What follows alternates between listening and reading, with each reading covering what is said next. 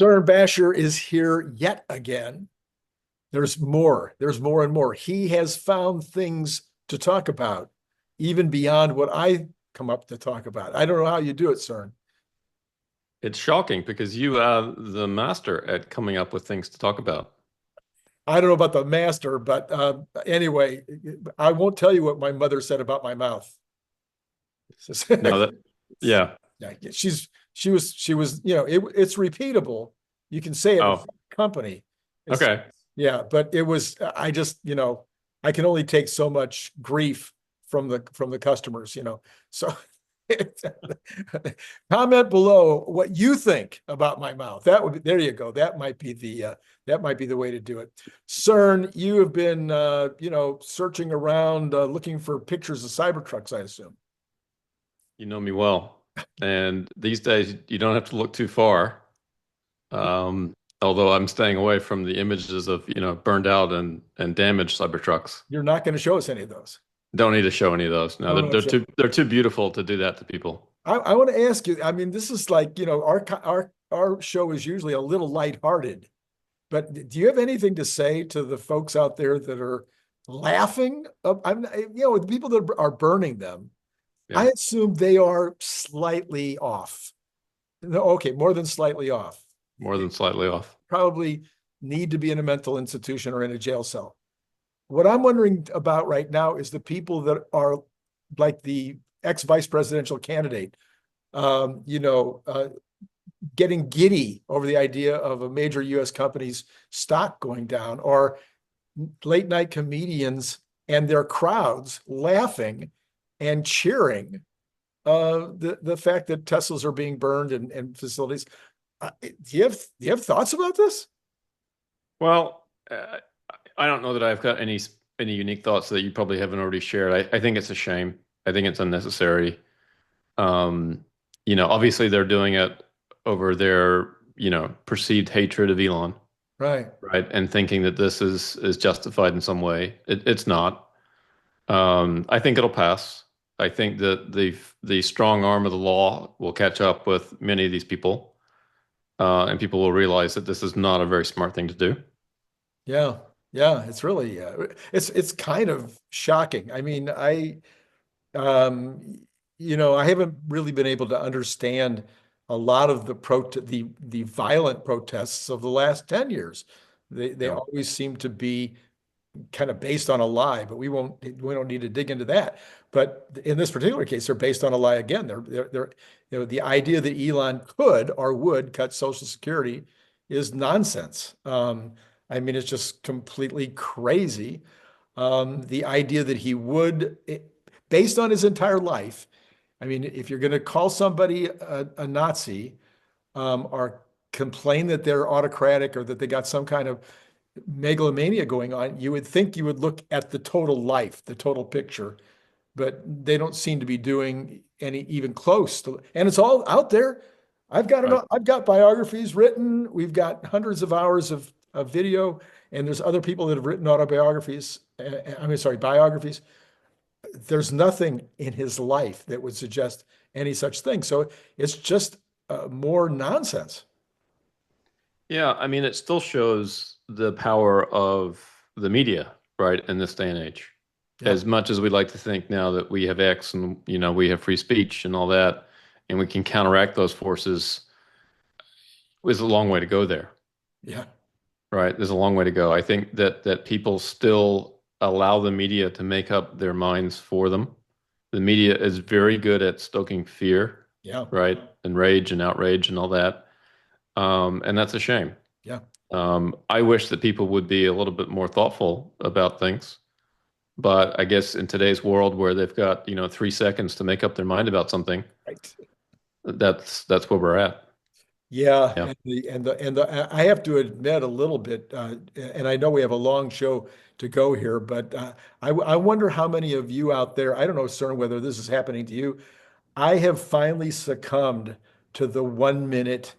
It's not TikTok, it's the 1 minute on X. Swiping and watching a news story, swiping and watching a 1 minute news story. I have now succumbed to that, and I'm finding it hard to break away from it.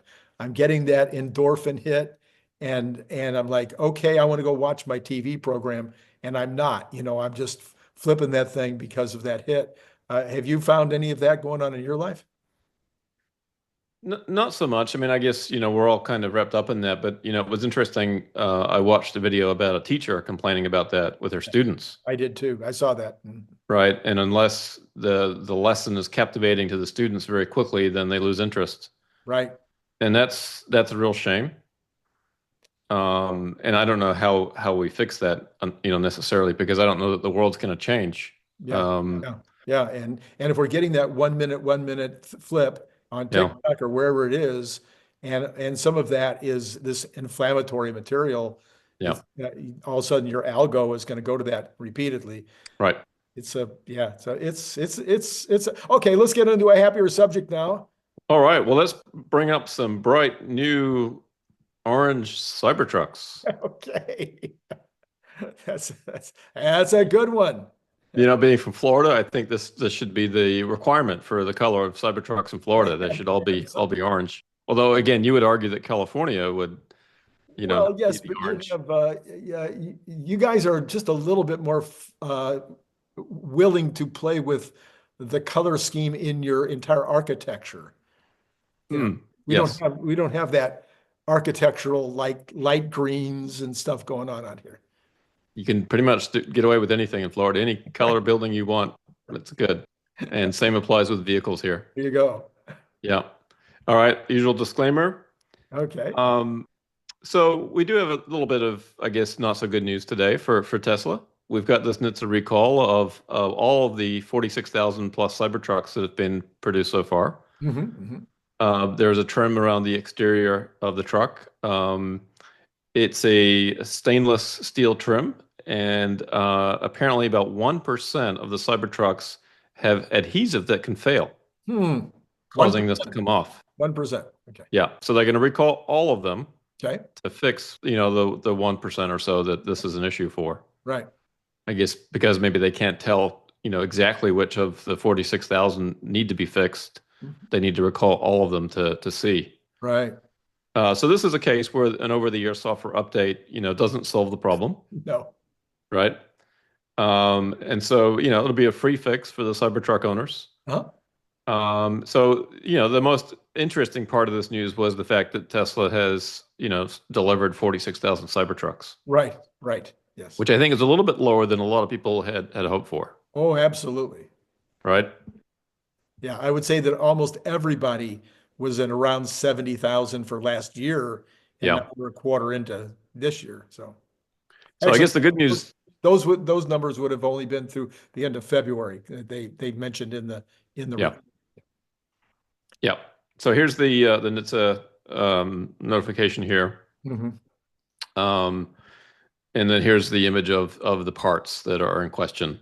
Okay. It's this thin steel that's over the top here. Gotcha. Okay. All right. And then so AJ put out a post about this as well.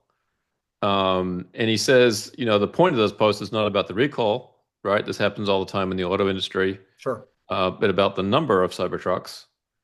He says Tesla doesn't disclose the Cybertruck numbers, and other sources aren't the best for trend analysis in a timely manner. He says, don't shoot the messenger. This number implies Tesla sold a very low number of Cybertrucks in Q1 thus far, significantly below 10,000 vehicles.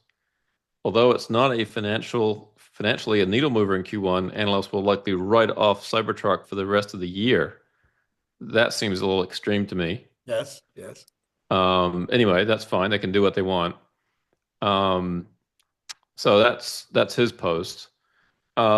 Just on recalls in general, let's just remind folks about recalls. This is data through mid-December of last year. And Tesla as an auto company had 15 recalls across all their vehicles. Right. Okay, and Stellantis, FCA had 72, Ford had 62, BMW 36, GM had 33. And that's kind of to be expected. They have more models, they're bigger companies, et cetera, right? Right. These are the number of recalls that required a service center visit. So 7 of the 15 for Tesla. Otherwise, 8 could be fixed through over-the-air software updates. And you compare that with other companies. Hyundai had one of the recalls that could be fixed with an over-the-air software update, one for Nissan, two for Rivian, three for Lucid, and one for Polestar. Okay. Now, you look at it, the number of vehicles, and a lot of people on X today were sort of keying on this in terms of, well, Tesla's a small company, yet they have over 5 million vehicles that are subject to these recalls. You know, what glitchy software does Tesla have that requires so much updating, et cetera, right? Yeah. But the fact remains is that, you know, only 39,000 vehicles last year required a visit to the service center to get fixed. Now this year with a Cybertruck, that'll be, you know, 46,000 right off the bat. But still, compared to these other companies, it's far fewer service center visits to fix any recall issues. Right. 5 million over-the-air software updates.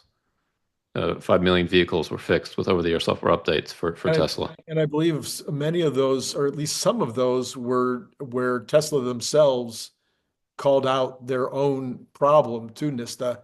It wasn't even consumers that were complaining. Yeah. Now, the other thing that's also true is Tesla's a relatively new car company, right? They might have, you know, a greater percentage of issues, but the fact that they can fix 99.23% of the vehicles with an OTA is pretty amazing. Now, Polestar was also, you know, up in that camp. Kudos to them, and kudos to Lucid as well. About 90% of their recalls were fixed with an over-the-air software update, and Rivian, you know, almost 60%. So good for them too. But the legacy automakers are absent on this list in terms of being able to fix issues with a software update. Right. And I think also most of the complaints about Tesla, wherever the complaints have come from whatever surveys, have almost all been to do with the software. You know, they've all been, you know, the tech is so advanced and the tech has so much more stuff it can do. Yeah. And also, I think it's maybe because, like anything else, where there's lots and lots and lots and lots and lots of choices, part of the problem is just being able to navigate the choices.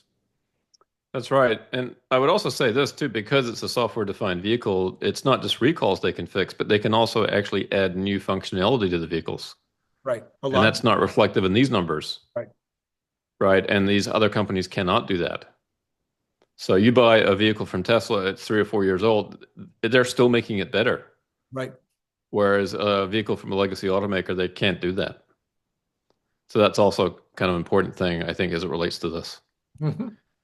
Now, Jeff was talking about this morning that the next volume unlock for Cybertruck is to release a new version below the all-wheel drive price point, right? So basically bring the cost down. And so there's information this morning that Tesla plans innovation in Cybertruck batteries this year that could sharply decrease manufacturing costs. And if that's the case, then that would allow them to bring the price point down. Right. So this is an encouraging development. Yeah, I have had a sense for at least a couple of months, maybe longer, that, and I may have said it on the show, I think I have said it on the show, that I think that there have been issues with the Cybertruck that have not been disclosed yet. Things that they've, like maybe this paneling coming off, that they slowed down production to make sure that they had it right. I think there might have been other things like that that they've run into. They had a situation there where they were swapping out batteries. Yeah. You came into the service center and you came in to get new windshield wipers, and they said, "Hey, while you're here, we'll swap out your battery." And it's like, yeah, so I think they've had a couple of things going on that may have caused them to kind of slow down the effort until they thought they got those other things right. Yeah, and that's perfectly fine. That's good. I would say as a Cybertruck owner myself, sample size of one, so Yeah. take this for what it's worth. I have had no issues with my truck. I was aware of the piece of metal potentially coming off the side of the truck, months ago. Somebody had mentioned that to me that was something to look out for. Mhm. And so I have not detected any issue like that with my truck. But otherwise, it's been perfect. Mhm. Now, again, sample size of one. So Right. Right. I know a lot of other Cybertruck owners, particularly some of the early ones, I think have had some other issues that I personally talked to. Yeah. But by and large, for me, this is the best vehicle I've ever owned. The least issues, the best performing vehicle I've ever had. So I think the future for Cybertruck is very bright. Mhm. Um, Speaking of this slide here, this image did catch my attention. And as you may know, my wife is trying to take over my Cybertruck Yeah, I've and make heard, it her own vehicle. I've heard this. Yeah. Yeah, and she posts on X and on so on. And so a lot of my, followers on X have turned on me and they're in support of her.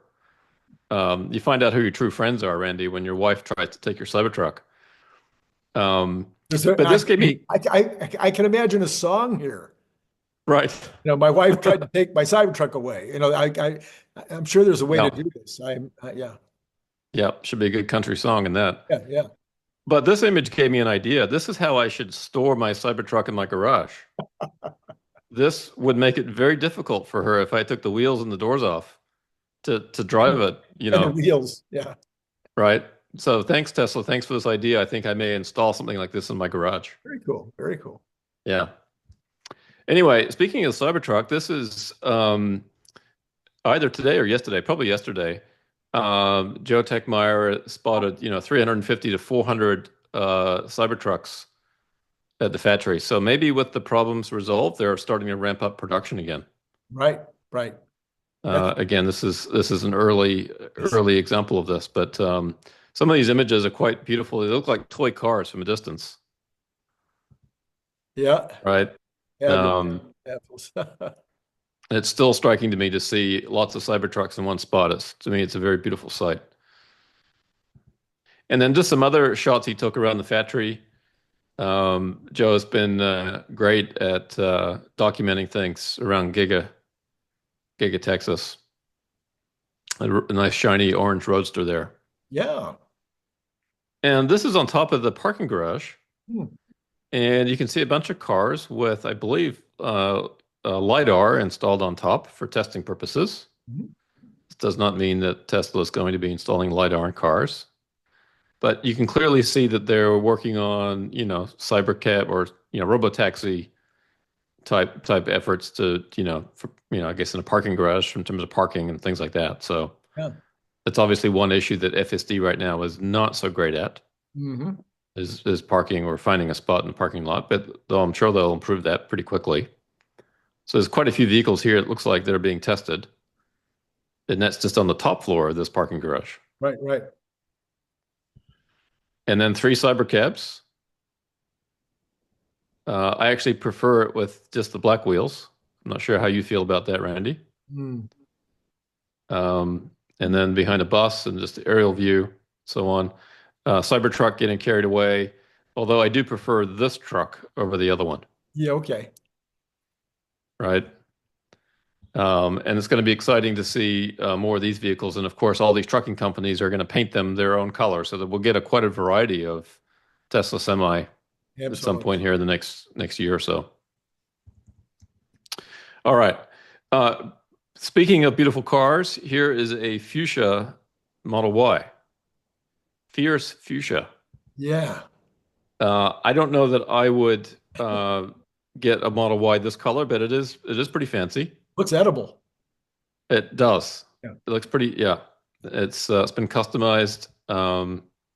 It's a stunning vehicle, no matter what color. Yeah. Okay, so let's get back to more mundane stuff. Okay. A lot of people care about deliveries. Yep. Yep. And so this is the deliveries in China so far, 11 weeks of the year. Okay. And year to date is the yellow line. 2022 is the dotted red line. 23 is the dotted green line. And last year is the blue line. So for all this talk about massive drop-off in sales, relative to the last 2 years, it's not that far below. Right. Right. And I think that if you just read a media report, you would think that even in China, sales have been horrendously weak. Right. And that's just not the case. Nice. Yeah. We can kind of tell that from the weeklies. Yep. Yeah. And so this is just looking at the difference between this year versus previous years. And so versus 2022, we're 15,000 ahead at this point. Mhm. Versus 23, the blue line, we're about 8,000 behind. And versus last year, we're about 4,000 behind. Hmm. And again, that can be caught up fairly quickly. Right. Okay. This is how it looks for the last 5 quarters. And you would say, oh my gosh, it's the worst quarter in the last 5. Well, there's seasonality in this. And so the best line to compare is against Q1 of last year, and that's the red line. Mhm. Mhm. And you can see we're not that far off. Right. Okay. Q2 is better than Q3 than Q4. So each quarter in a year successively is higher generally, barring any unforeseen events. And then this is how it looks just modeled out for the whole year. So 2022 in red, 23 in green, and 24 in blue. So last year, if you recall, we were tracking below 2023 most of the year, and then it passed and stayed above. Right. And right now, you would eyeball this and say we're right in line with the last couple of years. So it wouldn't surprise me if Tesla had record deliveries in China in 2025. Oh, I'm expecting it. Yeah. I mean, I think it's going to be productivity driven, not sales driven. I mean, we've opened up new countries. Yeah. Now, I don't know I don't think they're going to be shipping India out of China, but I think they're going to be Not likely. I think they have the Philippines, that'll be out of China. So, and who knows what other countries they might open up as well. I just think in general, it'll definitely be an up year if they can make enough. Yeah. That becomes the issue. Yeah. And then here is vehicle registrations in Europe. Now, this is just reported from 5 countries that report daily data. Gotcha. And this is just so far this year. So you can see Tesla's market share. Here, I'll flip to the chart. In January was, let's call it 7%, and it was third. Mhm. And then February it moved up about 9, just almost 10%. It was second, and now already in March, it's got the highest market share again. So as the production comes back on, as they start selling these new Model Ys, Right. all the stories about Tesla losing market share in Europe, I think, will suddenly go away. Yeah. Yeah. Again, just 5 countries that report daily data, but this is probably a pretty good sample of the rest. And here's Alex's explanation about why he's using data from a few countries, etc. Nothing new probably for most of your viewers, but if you're not familiar with what's been going on, just pause the video and maybe read through his post here. Okay. And then same thing with this. All right. James at Invest Answers kind of put this out, and I thought it was kind of intriguing. So you think about the Gilded Age, where you had railroads, steel, oil, banking, technology, and unions kind of coming on the scene, right? And you got Vanderbilt, Carnegie, Rockefeller, Morgan, Thomas Edison, et cetera. These are all people that most of us are aware of and know who these guys are, right? The industry titans of their time, Absolutely. right? And so James was suggesting that in this new age, this new Gilded Age, that the railroads of today is basically what SpaceX is doing with communications in space, and then of course the launch business. Mm-hmm. And the new steel, the new metal is silicon, GPUs, AI chips. That's Nvidia. The new oil is Bitcoin. Banking, the dominant company here really is BlackRock, is the dominant asset manager in the world. Technology, Tesla is on the forefront of that. And then knowledge is AI, and he's got Grok as an example here as the leader. Okay. Yep. Now, the interesting thing about this is Elon's behind 3 of them. Right. Right. And then, of course, Nvidia here with the chips. Yeah. So I thought that was just kind of interesting, an interesting way to think about it. One guy's take. Yep. Yep, one guy's take. All right. Beautiful image here of SpaceX's booster coming back, although this is probably superimposed with the ship here on the stand before it took off. So this is not a actual image. It must be 2 images in one here. Okay. This week, Jensen, NVIDIA's CEO, gave his talk at GTC 2025. And there's a lot of things I think that are very important in here for Tesla investors to be aware of. So I'd like to spend a little bit of time talking about that. Yeah, great. In the background here, they had a digital twin of their headquarters, and Apptronic's robot was trying to get through the security gate and couldn't. It looked a little bit sad here that it couldn't use its badge to get in. Not quite sure what that was about, but it was kind of cute. At this point, NVIDIA works with everybody, and for good reason. This is some of NVIDIA's work. Jensen was talking about for every pixel that they calculate, I think that AI generates another 15. Hmm. Right. So it allows them to create these very rich images very efficiently, effectively, without actually having to calculate every single point on here. Yeah. And this was actually like a little video. There's a butterfly flying around and things moving. So we're getting very, very good at computer generated graphics or really anything. This is probably a diagram that you've seen before, and Jensen's been talking about this for a while now, that AI is progressing from being, perceiving AI, speech recognition, et cetera, and helping with medical imaging, to generative AI, which we're all familiar with now with OpenAI's ChatGPT and Grok, creating content and so on. But we're moving to a world where AI becomes our agent. It can do things for us. And then beyond that, into physical AI, where it drives cars and moves humanoid robots.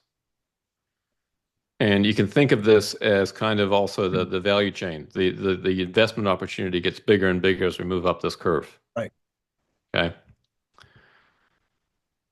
So one of the things that he is talking about is we don't just need, for example, NVIDIA chips and compute to create a model.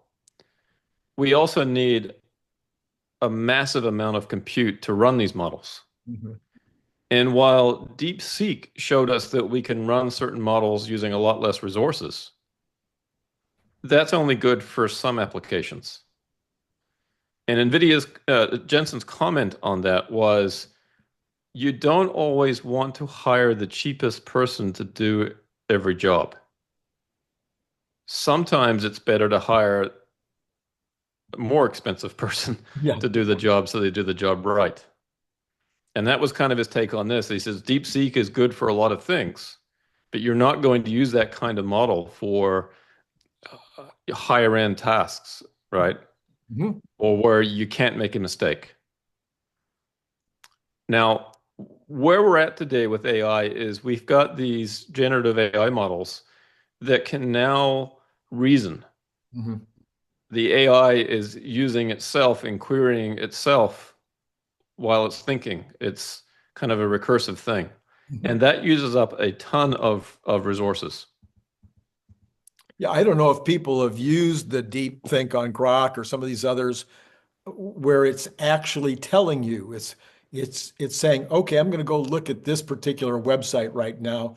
Well, Yeah. I've looked at that website and it didn't really give me anything. And so I think maybe I should go to this website. Well, now I'm gonna give you my analysis of that website and see whether it can play into the result we're looking for. It's really quite interesting to see the thinking process as it's taking place. Yeah. And NVIDIA talks about breaking problems down into steps. And so you might give it a prompt, right?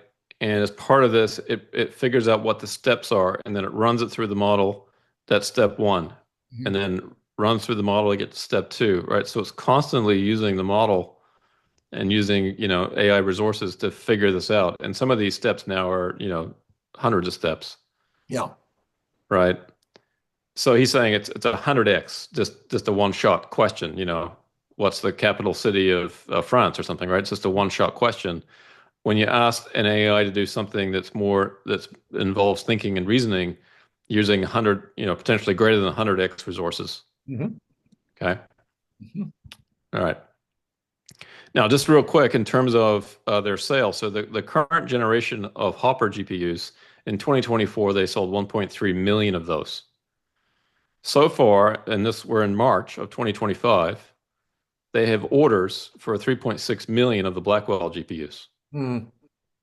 Right, so 2.7 times already, and we're only 3 months in. Now, people have probably been ordering these for months prior to this year, Right, but right. in terms of the order book, and this is just from the top 4 buyers.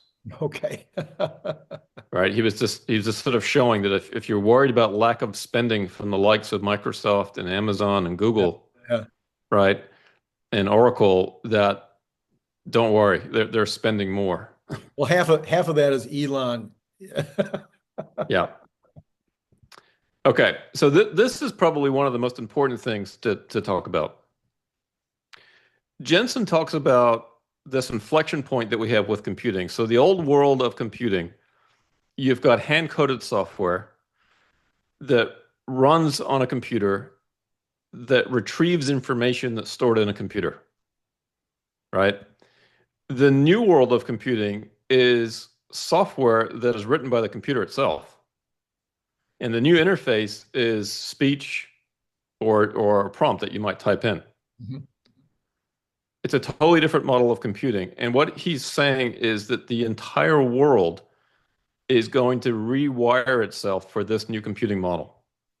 That the old way of computing is history, and that he's certain that this new way of computing is going to take over absolutely everything. Not just driving in the cars, not just humanoid robots, but everything. Every single computer in a business will be changed to this new form of computing. Mhm, mhm. Okay.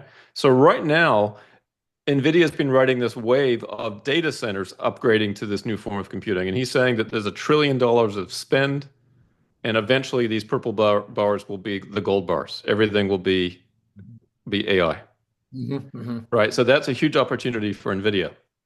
But what he's talking about, though, is that all of computing, not just the data center spend, but all of enterprise IT, right? All the computing spend that companies spend on their entire computer networks will all be AI powered. Not just the cloud service providers of AWS and Microsoft Azure and Google, et Right, cetera, right. right? He's also talking about the next form of telecommunications, 6G, will be AI powered, Mm. right? And then everything to do with robots and autonomous vehicles. Yeah, So he says, I find myself right now sometimes when I'm eh, what do you want to call it? Participating, using some kind of a device or some kind of an app, wondering why it isn't AI yet. it's coming. Yeah, I'm just saying This, my switch is a switch for me, yeah, in my thinking, as opposed to, oh, look at that, this has some AI. It's now like, well, why doesn't this? yeah. He talks about a whole new infrastructure has to be built out. Mhm. And he says, for example, with the robots, in order for robots to be out in the world, we have to build the infrastructure first. So the opportunity for NVIDIA is a lot closer than the opportunity might be for some of the robotics companies who Yeah. are selling robots, Mhm. right? So think about it this way. Back in the day, before electricity was invented, you had a factory. And then you invent electricity and you electrify the factory. And now you can put machines and other things in it. It makes the factory much more productive. Mhm. That's the analogy that he's using for AI. We're essentially going to electrify every single business with AI computing. Mhm. It's such a basic building block that everything will be using it. Mhm. And so I think if you think of this electricity example in the light of AI, that's what we're talking about. And so you want to think of NVIDIA as that infrastructure builder, right? In the way that same way that if you electrified a factory, all the things that have to go into that. It's not just selling chips, Right. it's entire systems, Well, they're the power source to begin with. the power source to begin with. And then Yeah. the lines, if you will, either the highways or the lines to get the product, get the services to you. Then Yep. probably installing the transformers at the location, to make them usable at your location. I mean, it's it's got Yeah. some definite parallels. Yeah. And then from a revenue standpoint, here's some traditional data centers, right? The growth in that spending has been going up. And he's saying this general purpose computing that we used to have is going by the wayside. And we're getting into this, what he calls GPU accelerated data centers, which is what NVIDIA has been selling into now. And that's the strength of the company so far we've seen over the last couple of years has been entirely based on the growth of this business. Mhm. But what he's talking about is basically, again, electrifying or putting AI into everything else. And he refers to that as AI factories.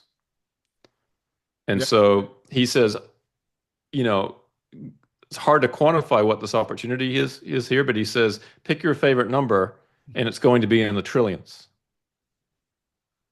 Right. So right now, when NVIDIA looks at their business, they're really focused on this, the data center opportunity, and that's where the big spend is right now. But an even bigger one that's coming is this. Or in Tesla's case, this is autonomous vehicles, and this is robotics. Hmm. There's an even bigger opportunity coming for NVIDIA than what they're actually enjoying now. Right. Okay. All right. Let's just for a second backtrack. Over the last 5 years, NVIDIA has seen a 13x in its revenue. And again, you can see data center was less than $1 billion in Q4 of 2020, 968 million. This was a gaming chip company, right? Tesla's an auto company. NVIDIA was a gaming chip company. Now the data center business is $35 billion of revenue in one quarter, in the last quarter. Okay, so that's a 36x increase, Hmm. 30, almost close to 37x, I think, increase in the data center business in 5 years. And look what that did for the total revenue of the company. It was a 13x increase. Right. Okay. And think about then another opportunity layered on top of this. While this is going up, now you're going to have a revenue opportunity from AI factories layer on top of this. And again, this is what's coming for Tesla. You're going to have robotaxi ramping up and then another massive revenue opportunity with Optimus. Right. Okay. That led to an improvement in margins. It led to a 24x increase in operating income over the last 5 years. Okay. And this is kind of an interesting period here. They enjoyed kind of this pandemic boom, and then there was a pandemic hangover in the gaming chip business. And at this point, I think the stock was down 50%. And Jensen had been saying all along, AI, AI, AI, pay attention. And all of a sudden, it took off. That investors were focused on NVIDIA as a gaming chip company and sold the stock down. Right. Okay.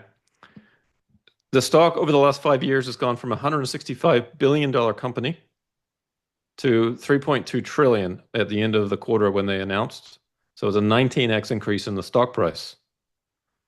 13x in revenue, 24x in operating income, and a 19x increase in the stock price or the market value of the company.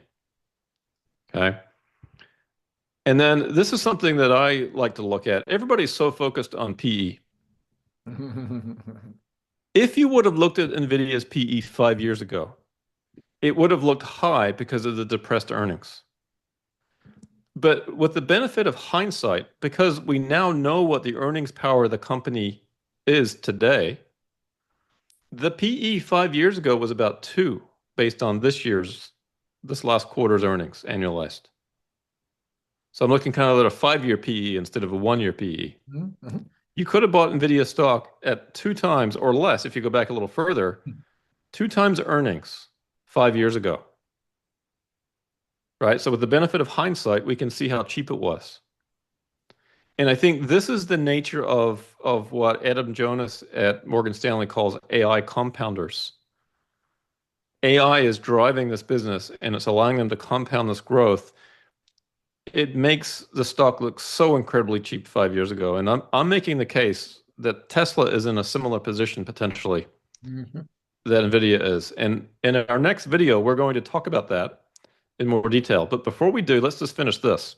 Okay. I have some bad news for Tesla investors. I think that GM is not going to be licensing FSD from Tesla. I know. Okay. Which is okay. But GM has partnered with NVIDIA. Not for now, anyway. Yeah, not for now. We'll see if NVIDIA can actually help them get to self-driving. But they managed to get GM. This is NVIDIA's various systems here. In one of these cabinets, it weighs about 3,000 pounds. There's 600,000 components. There's 5,000 cables that are about 2 miles long. And it has as many parts as 20 cars. Wow. Very complex systems, right? And NVIDIA is pumping these out as fast as they can. Okay. All right. This is another thing I think that's really interesting to think about. NVIDIA is very focused on making sure that their customers are successful. Okay. So if you think about for a second, if you have an AI model, you could optimize it for the user experience. I make a prompt, the model very quickly responds to me and gets me the answer that I need. But if you have a data center, you want to optimize the total output of the data center. So he's looking at, a fast response. A smart AI gives a fast response for one person versus the throughput of a data center. And you want to push that curve out to the upper right as far as you can. Okay. And so here's just an example for the problem we have right now is because a traditional large language model, it might they use this term tokens, 439 tokens. Think of this as the amount of electricity that it uses. Another way to think about it. Okay.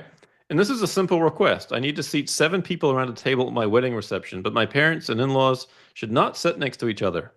Also, my wife insists that we look better in pictures when she's on my left. But I need to sit next to my best man. How do I seat us around a round table? But then what happens if we invited our pastor to sit with us? So a traditional large language model might use 439 tokens and give you the wrong answer. A reasoning model now uses a lot more tokens, but gives you the right answer. Okay. So it's 20 times more tokens and 150x more compute. So if you run a data center, this is kind of scary. You're using a lot more resources right now. So NVIDIA has to come to the market with a solution for its customers. And so here's what they're doing. It's hard to see here, but this is Hopper, the curve here. Again, the goal is to get as far out here to the upper right as you can. Okay. Their new system, Blackwell, moves the curve out. Okay. And then as we get into future systems, it's going to keep moving this curve out. And the further out you get, the better off you'll be if you're running a data center, because this means more revenue. Okay.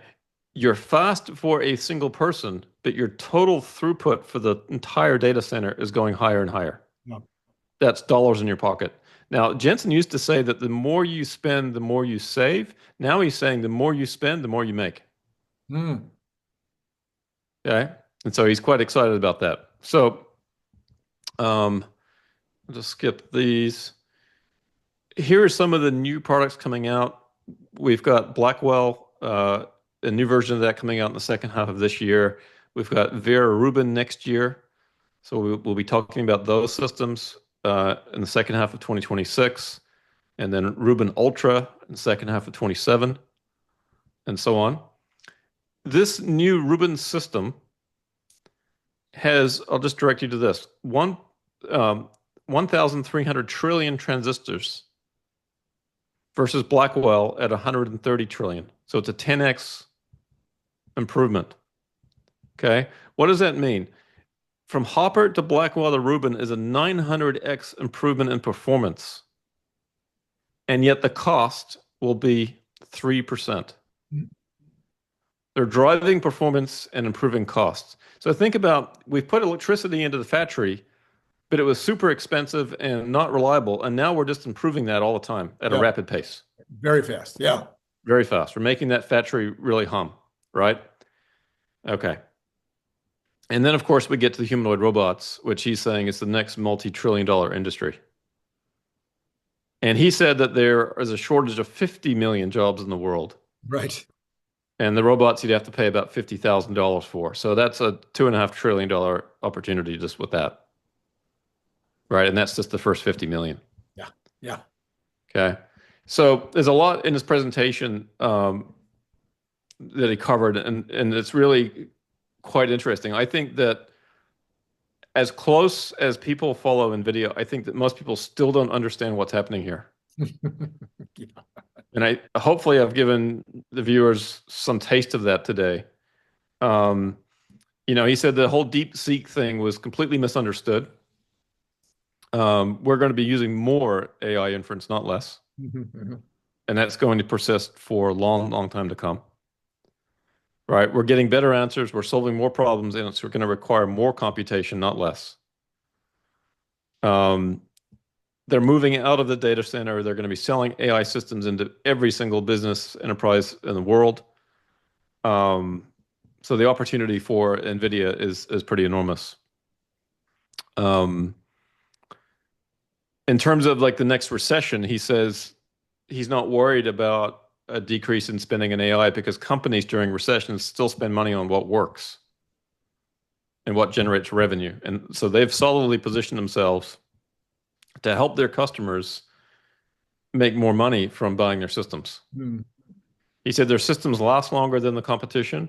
And he said the other key thing is this: if you're building a data center that's coming up in 2 to 3 years, when do you have to order the systems? And he said, today.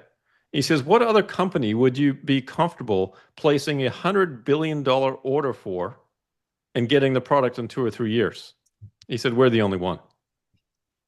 And he said, the reason is that we make our development cycle transparent so people know what to expect. They know what products we're going to come out with, and when. And so that they can make that bet. So anyway, that is NVIDIA. NVIDIA is creating or riding the same AI wave that Tesla will find itself on at some point soon. And so in our next show, what I want to explore with you is what that might look like for Tesla. And we're going to use your assumptions, Randy, and see what the model looks like. Well, that'll be. We're also going to use your assumptions, right? Some are mine, but you revised some key ones to Yeah. make your own. Oh, okay. We're not going to look at a comparison between your set and my final set. Why would we compare when we've got your numbers? We've just improved the model. Why would we go back to the old numbers? So that program will either be on Saturday night or it will be on Friday night or sometime Saturday. So look for that upcoming amazing video. And by the way, no, we'll talk about this. We'll talk about that then. Never mind. I'm gonna leave it out there for people. What was he gonna talk about? And we'll probably forget in the next show what that even was. Well, I don't think I'll forget this. This is all right. Too good. It's too good. It's too good. All right.